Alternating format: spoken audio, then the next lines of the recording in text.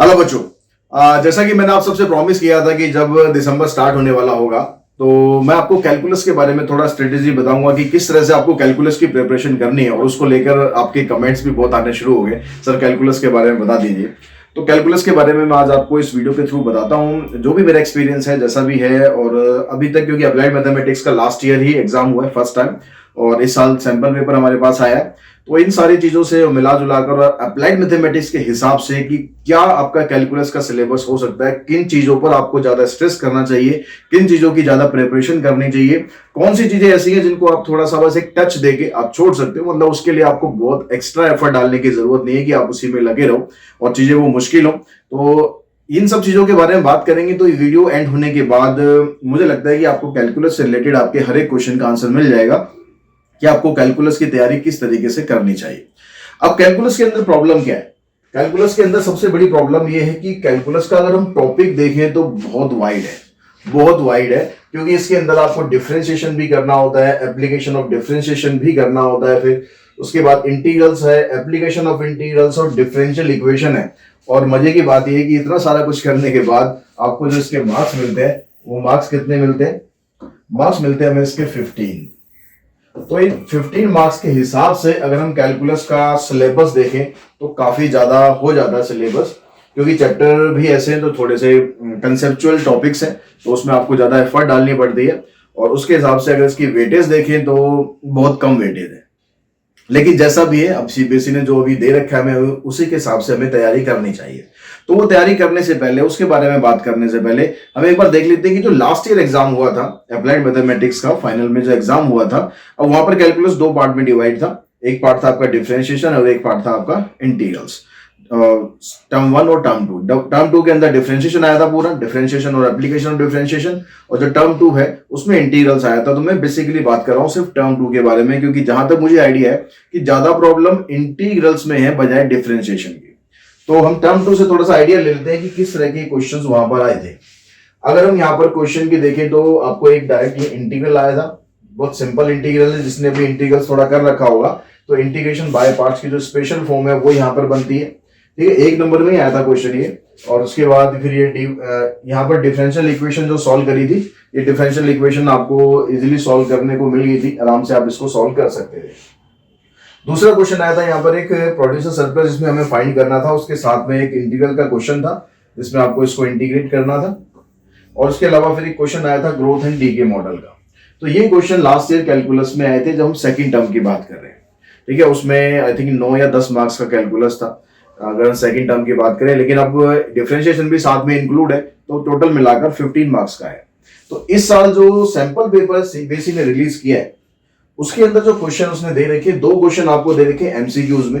एक differential equation का दे रखा है, ठीक है, और एक डेफिनेट इंटीग्रल का क्वेश्चन दे रखा है। डेफिनेट इंटीग्रल का भी सिंपल सा क्वेश्चन दे रखा है कि आपको एक फिगर दे रखी है, उससे आपको एरिया बताना है, आपको 4 ऑप्शन दे रखे हैं। मतलब ऐसा सोल्व करने वाला नहीं है। डिफरेंशियल इक्वेशन में भी इजी सा क्वेश्चन है। उसके बाद मेन यहाँ पर आते हैं जहां पर इंटीग्रल्स हम करते हैं। तो इंटीग्रल्स में ये वाला क्वेश्चन थोड़ा सा मॉडिफिकेशन के साथ सब्स्टिट्यूशन मेथड पे चला जाएगा। या आप उसे कह सकते हो कि जब आप इसको पुट कर दोगे e की पावर माइनस एक्स को आप कर लेना पहले 1 अपॉन में e की पावर x, फिर इसका एलसीएम लेके फिर आप सब्स्टिट्यूशन मेथड पे जाएंगे। उसके बाद ये वाला जो क्वेश्चन है ये भी सब्स्टिट्यूशन मेथड का ही बन रहा है, जिसमें आप ये वाली टर्म को पहले आप t पुट करके फिर स्टार्ट करेंगे। उसके बाद एक क्वेश्चन फिर उसमें इंक्रीजिंग डिक्रीजिंग का आता है जिसमें आपको इंटरवल फाइंड करना है। और एक क्वेश्चन आया जिसमें आपको प्रोड्यूसर सरप्लस या कंज्यूमर सरप्लस फाइंड करना है। तो ये आपके क्वेश्चन के जो सैंपल पेपर इस साल जो सीबीएसई ने रिलीज किया है उसके क्वेश्चंस हैं। लेकिन अब बात ये आती है कि क्या हम पूरी तरह से रिलाई कर सकते हैं कि जो सैंपल पेपर के अंदर है सिर्फ वही हमें दिया जाए? तो बिल्कुल भी नहीं, बिल्कुल भी हम ऐसा रिलाई नहीं कर सकते कि जो सैंपल पेपर में बिल्कुल वैसा ही या उसी टाइप के क्वेश्चंस उसमें एग्जाम में देंगे। लास्ट ईयर जो सैंपल पेपर इशू हुआ था उसमें इंटीग्रल्स का, डायरेक्ट इंटीग्रल का एक भी क्वेश्चन नहीं था। डायरेक्ट इंटीग्रल का एक भी क्वेश्चन नहीं था। जब हम सैंपल पेपर की बात कर रहे थे तो उस समय बहुत से स्टूडेंट्स का कमेंट आया था, सर इंटीग्रल छोड़ दे क्या? इंटीग्रल का सैंपल पेपर में तो एक भी क्वेश्चन नहीं है डायरेक्टली, तो क्यों इसमें इतनी मेहनत करें? तब भी मैंने बच्चों को ये चीज बोली थी कि पूरी तरह से आप ये भरोसा नहीं करो कि आपको अगर सैंपल पेपर में क्वेश्चन नहीं दिया तो एग्जाम में नहीं आएगा। और वही हुआ, एग्जाम में 2 क्वेश्चन आए थे। तो जिन्होंने बात मान ली थी, समझ ली थी, वही दोनों क्वेश्चन कर आए होंगे, और जिन्होंने बात नहीं समझी थी उनको फिर प्रॉब्लम हुई होगी यहाँ पर क्वेश्चंस को सॉल्व करने में। बस फायदा ये था कि यहाँ पर ऑप्शन में थे दोनों क्वेश्चन, बस ये फायदा था, इसलिए कुछ बच्चे हो सकता है बच गए हों। लेकिन अब वही बात यहाँ पर भी आती है, इस साल भी आती है कि सैंपल पेपर में आपको जो दिया हुआ है, क्या हम उसके ऊपर पूरी तरह से रिलाई कर सकते हैं? पूरी तरह से नहीं कर सकते, हाँ कुछ हद तक कर सकते हैं। हम लेवल ऑफ क्वेश्चन के ऊपर रिलाई कर सकते हैं कि लेवल ऐसा होगा कि लेवल ये नहीं कि बहुत एक्स्ट्रा ऑर्डिनरी लेवल दे देंगे। तो अगर मैं पूरे हिसाब से अगर बात करूं, एक्सपीरियंस से बात करूं, तो आपको इंटीग्रल करने के लिए, देखो इंटीग्रल करने के लिए डिफरेंशिएशन तो आपको करना ही करना पड़ेगा। डिफरेंशिएशन के बिना तो आप इंटीग्रल वैसे भी नहीं कर सकते हो, तो वो तो बेसिक है। हालांकि यहां पर डिफरेंशिएशन का एक भी क्वेश्चन नहीं है, ठीक है, जो अभी सैंपल पेपर आया उसमें डिफरेंशिएशन का एक भी क्वेश्चन नहीं है। लेकिन अब ये मान के मत चलना कि डिफरेंशिएशन का एक भी क्वेश्चन नहीं आएगा। तो डिफरेंशिएशन का सबसे पहले आपको तो करना है बेसिक, ठीक है, डिफरेंशिएशन का बेसिक आपको जरूर करना है। सारे जो बेसिक फार्मूलाज होते हैं वो आपको अच्छी तरीके से आने चाहिए, ठीक है। अगर मैं एमएल की एक्सरसाइज के हिसाब से बात करूं, एक बार मैं एक्सरसाइज भी निकाल लेता हूं ताकि आपको क्लियर आइडिया दे दूं कि एक्सरसाइज में जब हम बात करते हैं सिर्फ खाली डेरिवेटिव की, तो डेरिवेटिव में आपको लॉगरिथमिक डिफरेंशिएशन सिलेबस में नहीं दिया हुआ है, और साथ में हम सिलेबस को भी रख लेते हैं कि सिलेबस में आपको क्या क्या दिया है। इन दोनों चीजों से मैच करते हुए फिर मैं आपको बताता चलूंगा कि क्या आपको करना चाहिए और क्या आपको नहीं करना चाहिए। अब देखिए, डिफरेंशिएशन का जब सिलेबस आता है तो सबसे पहला ही टॉपिक आता है हमारे पास हायर ऑर्डर डेरिवेटिव। अब सीधा हायर ऑर्डर डेरिवेटिव से ये दे रहा है, क्यों दे रहा है हायर ऑर्डर डेरिवेटिव से? एक मिनट, ये तो पिछले साल का है, नहीं इसी साल का ही है ना, पहले तो चेक सेशन तो चेक कर लें।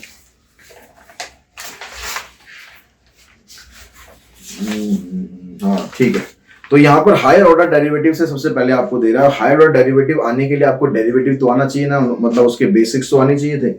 अब इसके लिए आप क्या करोगे, यहाँ पर आपको जो आपके सिलेबस के हिसाब से, देखो बेसिक तो करना ही करना है, जो बेसिक तो आपको करना ही करना पड़ेगा। उसके अलावा अगर मैं एक्सरसाइज के हिसाब से बात करूं तो आपको जो जरूरी एक्सरसाइज करनी है वो एक तो 5.3 करनी है और एक 5.4 करनी है। 5.3 और 5.4 ये दो एक्सरसाइज आपको जरूर करनी है अकॉर्डिंग टू सिलेबस। 5.1 वही बेसिक है, ठीक है। बेसिक अगर आपको जितना अच्छे तरह से क्लियर होगा तो आपको एक्सरसाइज पर जाने की जरूरत नहीं है, बस आपको बेसिक कंसेप्ट क्लियर होना चाहिए कि प्रोडक्ट टूल कैसे लगाते हैं, क्वोशिएंट टूल कैसे लगाते हैं, ठीक है, और जो डेरिवेटिव्स होते हैं उसमें चेन रूल कैसे लगाते हैं, तो ये सब आपको क्लियर होना चाहिए। सेकंड एक्सरसाइज जो है उसमें लॉगरिथमिक डिफरेंशिएशन है, वो आपको करने की जरूरत नहीं है, ठीक है। बस उसका बेसिक आइडिया जरूर कर लेना ताकि कहीं क्वेश्चन में, अगर छोटे मोटे क्वेश्चन में कहीं पर लॉग यूज हो तो आप उसको इजीली कर सको। बहुत लंबे लंबे क्वेश्चन उसमें से कुछ नहीं आना। तो एक्सरसाइज 5.3 पर आप ज्यादा ध्यान दो, 5.3 और एक्सरसाइज 5.4, इन दोनों पर आप ज्यादा ध्यान देंगे। ये दोनों एक्सरसाइज के हर एक क्वेश्चन आपको कर लेने चाहिए। उसके बाद फिर हम आते हैं एप्लीकेशन पर। अब एप्लीकेशन ऑफ डेरिवेटिव में जो सिलेबस में आपको दे रखा है, rate of change of quantity, understand the gradient of tangent and normal to the curve at a given point and write the equation of tangent and normal to a curve at a given point, marginal cost, marginal revenue, ये सारा आपको syllabus में दे रखा है। यानी अगर हम यहां पर एक्सरसाइज के हिसाब से बात करें, हाँ आगे इंक्रीजिंग डिक्रीजिंग भी है, मैक्सिमम मिनिमम भी है, वो भी है। तो एक्सरसाइज के हिसाब से बात करें तो आपको एक्सरसाइज 6.1 जिसमें rate of change of quantity दे रखा है, टेंजेंट एंड नॉर्मल, एक्सरसाइज 6.2, और फिर उसके बाद एक्सरसाइज 6.3 में आपको सिर्फ ये समझा रखा है कि इंक्रीजिंग डिक्रीजिंग फंक्शन में मेथड ऑफ इंटरवल कैसे यूज करते हो, आप वेवी कर्व मेथड कैसे लगाते हो, तो वो 6.3 पर आपको ज्यादा स्ट्रेस करने की जरूरत नहीं है। एप्लीकेशन ऑफ डेरिवेटिव में 6.1, 6.2, 6.3 को आप छोड़ दो, 6.3 को आप छोड़ दो। उसके बाद अगर मैं बात करूं कि आपको 6.4 करनी है जिसमें इंक्रीजिंग डिक्रीजिंग है, इंक्रीजिंग डिक्रीजिंग, स्पेशली जिसमें इंटरवल कैसे बनाते हैं, ठीक है, तो ये आप करेंगे। उसके बाद एक्सरसाइज 6.5, एक्सरसाइज 6.5 में ना आप सिर्फ क्वेश्चन कर लो 6th क्वेश्चन जिसमें आपको एब्सोल्यूट वैल्यूज निकालनी है। एक्सरसाइज 6.5 5 में सिर्फ आप कर लो क्वेश्चन नंबर 6 एब्सोल्यूट वैल्यूज वाला। ठीक है, बाकी क्वेश्चंस आप एप्लीकेशन वाले करेंगे। एक्सरसाइज 6.6 भी आप छोड़ दो, मत करो। एक्सरसाइज 6.7 आपको करनी है, जिसमें एप्लीकेशन बेस्ड क्वेश्चन है, जहां पर मैक्सिमा मिनिमा से रिलेटेड क्वेश्चन आपसे पूछे जा सकते हैं। इसके अंदर थोड़ा आपको मेहनत करनी है। ये एक्सरसाइज में थोड़ा सा टाइम आपको लगेगा, ठीक है। और इसमें भी आप मतलब बहुत ज्यादा टफ क्वेश्चंस पे जाने की कोशिश मत करें, ठीक है। जो आपको लग रहा है कि नहीं बहुत ज्यादा कैलकुलेटिव क्वेश्चन है, उसको मत करो। सिंपल जो कंसेप्ट को मतलब रिलेट करते हैं ना क्वेश्चन, वो क्वेश्चन आप कर लेंगे। उसके बाद फिर हाँ, ये जो एक्सरसाइजेज हैं मार्जिनल कॉस्ट और मार्जिनल रेवेन्यू, इसका क्वेश्चन तो डेफिनेट आना है। इनमें तो फिर भी चांसेस है कि इनमें से कुछ आए ना आए, एक आध क्वेश्चन इनमें से बन सकता है। लेकिन अगर मैं इसकी बात करूंगा 6.8 आप छोड़ दो, 8 छोड़ दो, 6.9 और 6.10 ये दो एक्सरसाइज करो बस आप, ठीक है। इसी के अंदर आपका एप्लीकेशन भी कवर हो जाएगा, मार्जिनल कॉस्ट, मार्जिनल रेवेन्यू, ये सारा कुछ कवर हो जाएगा। एक्सरसाइज 6.9 और 6.10 इस पर आप जरूर फोकस करेंगे, ठीक है। ज्यादा चांसेस है कि यहीं से क्वेश्चन आएगा आपका, एक क्वेश्चन तो डेफिनेटली आएगा यहाँ से। बाकी ये जो पोर्शन है, इस पोर्शन में से जैसे हमें इंक्रीजिंग डिक्रीजिंग का क्वेश्चन दे रखा है उसमें सैंपल पेपर में, तो इंक्रीजिंग डिक्रीजिंग का क्वेश्चन हो सकता है, रेट ऑफ चेंज का भी हो सकता है। हाँ, लेकिन ये है कि आप बहुत ज्यादा हाई लेवल ऑफ क्वेश्चन जो है ना वो अवॉइड करो, उसको करने की जरूरत नहीं मेरे ख्याल से, क्योंकि आपका अप्लाइड मैथमेटिक्स में जो एप्लीकेशन बेस्ड क्वेश्चन है, इस पर यहाँ पर ज्यादा स्ट्रेस होगा, एप्लीकेशन बेस्ड क्वेश्चन पे बजाय इसके। यहाँ पर आपको कंसेप्चुअल नॉलेज चाहिए, ठीक है। और कंसेप्चुअल नॉलेज के लिए बस जैसे यहाँ पर ये कह रहा है ना कि understand the gradient of tangent and normal to a curve at a given point, तो आपको सिर्फ इतना पता होना चाहिए कि gradient, slope of tangent, normal to the curve वो कैसे निकालते हैं, ग्रेडियंट या स्लोप जिसे हम बोलते हैं वो कैसे निकालते हैं। Equation of tangent normal to the curve, simple problem only, specify किया हुआ है सिलेबस में, अगर आप ध्यान से देखोगे ना तो स्पेसिफाई किया हुआ है सिंपल प्रॉब्लम्स ओनली, तो बहुत ज्यादा कॉम्प्लिकेटेड प्रॉब्लम्स पे आपको जाने की जरूरत नहीं है। उसके बाद फिर मार्जिनल कॉस्ट में example related to marginal cost, marginal revenue, ठीक है। इंक्रीजिंग डिक्रीजिंग में कहता है simple problem related to increasing and decreasing behaviour of a function in the given interval, किसी इंटरवल में कौन सा फंक्शन इंक्रीजिंग होता है, कौन सा डिक्रीजिंग होता है, सिंपल प्रॉब्लम्स, ज्यादा कॉम्प्लिकेटेड नहीं, ज्यादा कंसेप्चुअल प्रॉब्लम नहीं, ठीक है। उसके बाद मैक्सिमम मिनिमम में आता है, वहां पर कहता है कि भाई आपको एक तो क्रिटिकल पॉइंट निकालना आना चाहिए, क्रिटिकल पॉइंट निकालने के अलावा to find the local maximum and local minimum by the first derivative test और द सेकंड डेरिवेटिव टेस्ट और कॉन्टेस्ट रियल लाइफ प्रॉब्लम, ठीक है। जो रियल लाइफ प्रॉब्लम्स है, जो 6.7 एक्सरसाइज है उसके अंदर ज्यादातर रियल लाइफ प्रॉब्लम्स ही है, ठीक है, वो आपको करनी है। तो जहां आपको बता रहा है ना कि सिंपल प्रॉब्लम्स, वहां पर आपको बहुत ज्यादा डिफिकल्ट क्वेश्चंस पे जाने की जरूरत नहीं है। तो एक्सरसाइज जो मैंने बता दी है, जो आप स्किप कर सकते हो मैंने बता दी है, जो आपको करनी है उसमें से भी आपको सिंपल प्रॉब्लम्स की तरफ ही ज्यादा फोकस करना है, बहुत ज्यादा डीप उस पे प्रॉब्लम्स पे नहीं जाना है। उसके बाद फिर हम चलते हैं आगे इंटीग्रल्स पे। इंटीग्रल्स में जो आपको फर्स्ट एक्सरसाइजेस दे रखी है एमएल अग्रवाल से मैं अगर बात करूं, उसी हिसाब से फिर आप आर.डी. शर्मा या जो भी बुक है आपके पास टॉपिक के हिसाब से वो आप चूज कर सकते हैं। देखिए जो पहली एक्सरसाइज है 7.1, 7.2, 7.2, एक्सरसाइज 7.1 और 7.2 ये बेसिक एक्सरसाइजेज हैं, इंटीग्रल्स कैसे करते हैं। तो इनमें से आप दो चार क्वेश्चन मतलब कंसेप्ट के हिसाब से आपको दो चार क्वेश्चन भी आप कर लेते हैं ना, आपको पता है कि मुझे इंटीग्रेट करना आता है, सिंपल इंटीग्रेशन, ठीक है, सिंपल इंटीग्रेशन, वो इंटीग्रेट करना अगर आपको आता है तो इस पर आप बहुत ज्यादा टाइम वेस्ट नहीं करेंगे। आपको ये पता होना चाहिए कि भाई पावर रूल आपको किस तरीके से लगाना है, ठीक है। उसके अलावा टेक्निक्स तो आगे आएंगी, अलग अलग जो हम डेरिवेटिव से इंटीग्रेशन सीखते हैं कि e की पावर x का डेरिवेटिव ये होता है तो उसका उल्टा भी ये होता है, log x का डेरिवेटिव 1/x होता है तो 1/x का इंटीग्रेशन log x होता है। अगर ये सब आपको आता है तो आप ये छोड़ सकते हैं, दोनों एक्सरसाइज आप स्किप कर सकते हो। जिसको ये सब आता है, जिसको बिल्कुल जीरो से स्टार्ट करना ना इंटीग्रेशन, उसको ये जरूरी है करना, बाकी अदरवाइज आप स्किप कर सकते हो अगर आपको थोड़ा बहुत भी इंटीग्रेशन आता है। आप सीधा टेक्निक्स पर पहुंचो। टेक्निक्स में आपको सबसे इंपॉर्टेंट टेक्निक है सब्स्टिट्यूशन।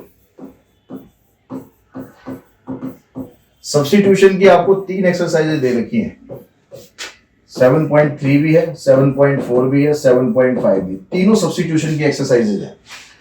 अब सब्स्टिट्यूशन मेथड जरूर आपको आना चाहिए। जैसे 7.3 जब आप करने जाओगे ना, तो इसमें आपको 2 टाइप के क्वेश्चन दे रखे हैं, स्पेशल फॉर्म वाला 1 टाइप का क्वेश्चन दे रखा है, ठीक है, उसी स्पेशल फॉर्म के क्वेश्चन है। आप 2-3 क्वेश्चन उसके प्रैक्टिस कर लो, समझ लो कि स्पेशल फॉर्म कैसे वहां पर लग रही है, उसको याद रखो, अगर ये स्पेशल फॉर्म आएगी तो ऐसे करना है। तो उस एक्सरसाइज में भी आपको ज्यादा टाइम वेस्ट नहीं करना। 7.4 में भी आपको 2 टाइप दे रखी है अलग अलग, वही 2-4 क्वेश्चन आप दोनों के कर लो। टाइप याद रखनी है माइंड में कि टाइप ये वाली टाइप आएगी तो आप ऐसे कर सकते हो डायरेक्टली। और अगर आपको टाइप वाइप कोई भी याद नहीं आती है तो 7.5 में जो प्योर सब्स्टिट्यूशन मेथड है, उस मेथड से अगर आप करोगे तो ये दोनों एक्सरसाइज अपने आप उसके अंदर कवर हो जाती है। अगर आपको टाइप सपोज याद नहीं रहती है कि भाई इस टाइप के क्वेश्चन में ये करना है, इस टाइप के क्वेश्चन में ये करना है, तो 7.5 में आप ये सीखोगे कि आपको सब्स्टिट्यूट किसको करना है, कैसे पता लगाना है। तो वो सारा वीडियोस में मैंने बता रखा है कि कैसे आपको पता लगाना चाहिए कि किसको सब्स्टिट्यूट करना है, किसको नहीं करना। उसका लिंक भी मैं प्लेलिस्ट का लिंक दे देता हूं ऊपर आई बटन में, इंटीग्रल्स की। उसका वीडियो जो मैं एक्सरसाइज बता रहा हूं ना, स्पेशली वो वाले वीडियोस आप जरूर देख लो ताकि आपको अच्छी तरह से क्लियर हो जाए। ठीक है, 7.5 हो गया। अब आते हैं 7.6 पर। 7.6 में जो मेथड है पार्शियल फ्रैक्शन मेथड है। अब ये इंटीग्रेशन में क्या आपको कहता है, यहां से understand and determine indefinite integral of simple function as anti derivative, integration as a reverse process of differentiation, ठीक है, vocabulary and notation related to integration, simple integration based on the each method, non trigonometry function. अब कौन कौन से method, substitution, partial, by parts, और क्या कह रहा है, simple integration based on each method. तो मतलब बहुत ज्यादा तो कॉम्प्लिकेटेड क्वेश्चन है, छोड़ दो उन्हें बेशक। जैसे अभी मैंने यहां पर आपको क्वेश्चंस में दिखाया, ये सारे बहुत सिंपल क्वेश्चंस हैं, ठीक है, ये सारे बहुत सिंपल क्वेश्चन है, बहुत ज्यादा इसमें वो दिमाग खपाने वाली बातें नहीं है। तो अब सिलेबस में भी आपको ये दे रहा है कि भाई आपको सिंपल इंटीग्रेशन करने हैं based on these methods, only substitution, partial fraction, by parts. तो पार्शियल फ्रैक्शन की जो एक्सरसाइज है वो आपकी एक्सरसाइज है कौन सी, पार्शियल फ्रैक्शन। इसकी एक्सरसाइज है आपके पास 7.6 और 7.6। उसके बाद फिर 7.7 आप स्किप करेंगे, 7.8 और 7.9 ये दोनों एक्सरसाइज हैं बाय पार्ट्स की, ठीक है, बाय पार्ट्स मेथड। 7.7 और 7.8 और 7.9, ठीक है। उसके बाद हम आते हैं डेफिनेट इंटीग्रल पर। अब डेफिनेट इंटीग्रल में क्या कहता है ये कि definite integral as area under the curve, define definite integral as area under the curve, जिसका क्वेश्चन उसमें पूछा हुआ है एमसीक्यूज में इस बार के सैंपल पेपर में। तो मतलब आपको क्वेश्चन नहीं करने, उसमें जो इंटीग्रेशन जो कर्व का एरिया निकालते हैं ना, वो वाला एरिया वाला क्वेश्चन आपको नहीं करना। Understand fundamental theorem of integral calculus and apply to evaluate the indefinite definite integral. जो फंडामेंटल थ्योरम्स है उसको आपको पढ़ना है, उसको पढ़ने के बाद उसको अप्लाई करना है कि क्वेश्चंस को आपको कैसे निकालना है। Apply properties of definite integral to solve the problems, evaluation of definite integral using properties, properties का यूज करके आपको इनडेफिनेट इंटीग्रल को सॉल्व करना है। यानी एक्सरसाइज 7.8 में 7.8 आप छोड़ दो, सॉरी 10, 7.10 आप छोड़ दो, 7.11 भी आप छोड़ दो, आप 7.12 करो जिसमें आपको प्रॉपर्टीज का यूज करना है। बस उससे पहले ये जरूर आना चाहिए कि जो लिमिट होती है, लिमिट कैसे लगाते हैं। इंटीग्रल कर दिया, इंटीग्रल करने के बाद पहले अपर लिमिट लगाते हैं, माइनस का साइन लगाते हैं, उसके बाद लोअर लिमिट लगाते हैं। तो आप सीधा इस एक्सरसाइज पर जब जाएंगे ना तो लिमिट लगाना वहां भी सीख ही जाएंगे 7.12 पर।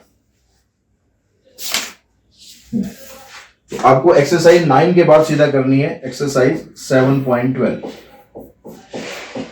किसकी, प्रॉपर्टीज की, properties of definite integral.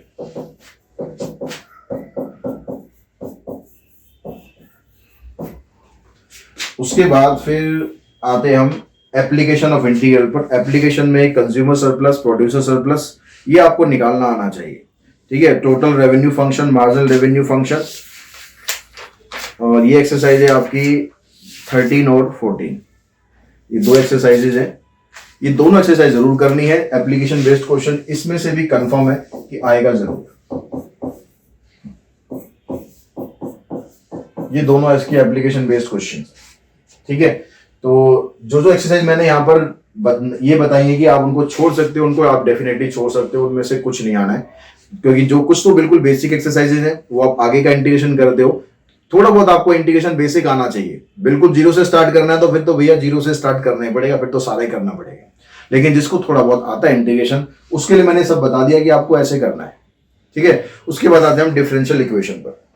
Differential equation में ये कहता है कि definition order degree and example, find the order degree, मतलब जो पहली एक्सरसाइज है उसकी वो करनी है आपको 8.1, जिसमें ऑर्डर और डिग्री आपको करना है, एक्सरसाइज 8.1। उसके बाद सिलेबस में कहता है कि formulating and solving differential equation, यानी डिफरेंशियल इक्वेशन को बनाना और उन्हें सॉल्व करना। तो बनाना और सॉल्व करना कहाँ कहाँ पर है? एक तो एक्सरसाइज 8.2 है आपके पास, जिसमें आपको सॉल्व करना है एक्सरसाइज को। 8.3 है आपके पास, जिसमें आपको इक्वेशन को फॉर्म करना है, ठीक है। और एक्सरसाइज 8.4 है। 8.4 में यहाँ पर आपको इसने मेथड का नाम दिया है verify the solution of differential equation, ठीक है। ये वेरीफाई कर दिया, 8.2 में हो गया। फॉर्मुलेट 8.3 है, solve simple differential equation, solution of simple differential equation, direct integration only. तो इसमें एक्सरसाइज जो वेरिएबल सेपरेबल मेथड है उसका नाम भी ऐसा स्पेसिफाई नहीं कर रखा है, लेकिन डायरेक्ट इंटीग्रेशन उसी के अंदर होता है जब आप उसको सॉल्व करते हो। तो यानी एक्सरसाइज आप 8.4 तक आपको कर लेना है। 8.1, 8.2, 8.3 और 8.4, ठीक है। इसमें वेरीफाई करना है सॉल्यूशन को, इसमें फॉर्मुलेट करना है और इसमें आपको सॉल्व करना है यूजिंग सिंपल इंटीग्रेशन। और इसमें ऑर्डर एंड डिग्री है, ऑर्डर एंड डिग्री। और उसके बाद फिर एप्लीकेशन ऑफ डिफरेंशियल इक्वेशन में कहता है define growth and decay model, apply the differential equation to solve growth and decay model in the biological science, economics and business. तो biological science जिसके अंदर ये बैक्टीरिया वाले टाइप के क्वेश्चंस होते हैं। इकोनॉमिक्स जिसमें आपने कुछ बैंक में पैसा डाला, इतने समय बाद इतना हो गया, इकोनॉमिक्स और बिजनेस। तो इस तरह के जो क्वेश्चंस हैं उनके चांसेस आने के ज्यादा हैं। क्वेश्चंस आपको यहाँ पर न्यूटन्स लॉ ऑफ कूलिंग के भी दे रखे हैं, क्वेश्चंस आपको ड्रग एसिमिलेशन के भी दे रखे हैं। तो मैं यही प्रेफर ये करूंगा कि आप लोग उसकी तरफ बहुत ज्यादा फोकस ना करें, लेकिन ऐसा भी ना हो कि बिल्कुल अनटच होके जाए, क्योंकि अगर मगर का खेल है, अगर वो क्वेश्चन आ जाता है और आप बिल्कुल अनटच होके जाएंगे तो कुछ नहीं कर पाएंगे। हाँ, उसके ऊपर ये है कि आप बहुत ज्यादा फोकस ना करके, जैसे अभी सैंपल पेपर में क्वेश्चन दिया, बैक्टीरिया वाला क्वेश्चन दिया हुआ, वो बैक्टीरिया क्या हो गया, पॉपुलेशन का हो गया, कुछ अमाउंट का हो गया कि भाई आपने बैंक के अंदर इतना अमाउंट दिया है इस हिसाब से। तो ये सब चीजें, इस तरह के जो क्वेश्चन है ना, वो आप ज्यादा फोकस करो, ज्यादा प्रैक्टिस करो। लेकिन उसके अलावा जो न्यूटन्स लॉ ऑफ कूलिंग है, एक क्वेश्चन उसका एटलीस्ट कर लो, ड्रग एसिमिलेशन का क्वेश्चन एटलीस्ट एक कर लो, क्योंकि ये आपको कंसेप्ट वाइज आपको नॉलेज इसकी रहेगी, हाँ इसमें इस तरीके से आपको करना चाहिए, ठीक है। तो एक्सरसाइज 8.5 में से अगर इसमें हम क्वेश्चंस उसके देखें, कुछ क्वेश्चंस आपको दे रखे, कार्बन डेटिंग के क्वेश्चन है।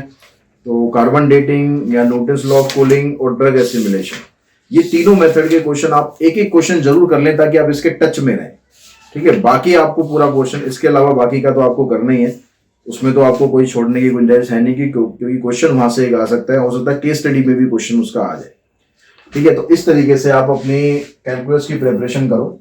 अब कैलकुलस की प्रिपरेशन अगर आप सिंसियरली आप करोगे, अगर आप सिंसियरली करोगे तो आप एक दिन के अंदर ये आप खत्म कर सकते हो। एक्सरसाइज 5.3, 5.4 अगर आपको बेसिक्स फार्मूले सारे याद हैं तो आप एक दिन के अंदर इसको खत्म कर सकते हो। यहां से अगर मैं बात करूं एक्सरसाइज 6.1, 6.2 ये होगी रेट ऑफ चेंज, ये होगी यहाँ पर टेंजेंट नॉर्मल। तो ये दोनों एक्सरसाइज आप एक दिन में ले सकते हो, क्योंकि बहुत ज्यादा कॉम्प्लिकेटेड क्वेश्चंस नहीं करने, ठीक है। एक्सरसाइज 6.4 इसमें हमने इंक्रीजिंग डिक्रीजिंग करना है, और एक्सरसाइज 6.6 जिसके अंदर आपको एब्सोल्यूट वैल्यूज क्वेश्चन करने हैं। एक दिन के अंदर हम ये एक्सरसाइज ले सकते हैं, ठीक है, 2 दिन हो गए आपके पास। 6.7 पूरा दिन लगेगी एक एक्सरसाइज। 6.9 और 10 इसमें भी आप 2 दिन मान के चलो, तो कितने हुए, 2 3 4 5 6, 6 दिन आपको लगभग 6 या 5 जैसा भी आप इसको टाइम देते हैं उसके हिसाब से आपको उसमें टाइम लग सकता है। उसके बाद जब हम यहाँ पर आते हैं तो ये तो आपको स्किप कर देनी, ये तीनों एक्सरसाइज आप एक ही दिन के अंदर कर सकते हैं खत्म, ठीक है। पार्शियल फ्रैक्शन एक दिन ज्यादा इसके लिए, पर चलो कोई बात नहीं, एक दिन आप इसमें ले लेंगे, एक दिन के अंदर आप और एक दिन आप इसमें ले, तो यहाँ पर हुआ कितना, 1 2 3 4 5 दिन यहाँ पर आपके पास हुए। और यहाँ पर ऑर्डर डिग्री, वेरिफिकेशन, फॉर्मुलेशन और सॉल्यूशन, ये सारा का सारा पार्ट 2 दिन के अंदर हो जाएगा खत्म, और एक दिन आप इसमें दे, तो 3 दिन आप इसमें दो। 3 5 8 6 14 लगभग आपको मतलब 2 वीक का टाइम, 2 वीक का टाइम। अगर आप ढंग से इसकी प्रिपरेशन करना चाहते हैं, पूरे 15 के 15 नंबर लेना चाहते हैं, तो आप इसके साथ जा सकते हो, इस स्ट्रेटेजी के साथ जा सकते हो। टाइम अभी आपके पास है। प्री बोर्ड में आपने जैसा करा है, जितना आपका टारगेट है वो एक अलग मैटर है, लेकिन बोर्ड के प्रिपरेशन के लिए आप ये 15 दिन दे दो, 15 दिन 15 नंबर आपको मिल सकते हैं, डेफिनेटली मिल सकते हैं। बहुत ज्यादा मुश्किल है नहीं, पूरी प्लेलिस्ट मैंने डाल रखी है, उसमें अभी आपके पास टाइम है। अभी आप जो डीप टॉपिक्स हैं, टॉपिक्स में डीपली जाके पढ़ो, कंसेप्ट अच्छी तरह से पढ़ो, वन शॉट्स के चक्कर में ना रहो अभी, ठीक है। वन शॉट में आपको टाइम में प्रोवाइड कर दूंगा। अभी जो टॉपिक वाइज मैंने डाले हुए हैं उन पे आप जाके देखो, पूरी प्लेलिस्ट बनी हुई है, पूरी 12th क्लास की प्लेलिस्ट बनी हुई है, हर एक चैप्टर की बनी है, उसके अंदर सारे के सारे चैप्टर्स हैं, तो आप वहां पर जाके देख सकते हो, समझ सकते हो। और आई होप इस वीडियो के बाद आपको थोड़ा सा हेल्प मिलेगी, कैलकुलेशन की प्रिपरेशन आप कैसे कर सकते हैं। तो आज की इस वीडियो में इतना ही। Thanks to all of you.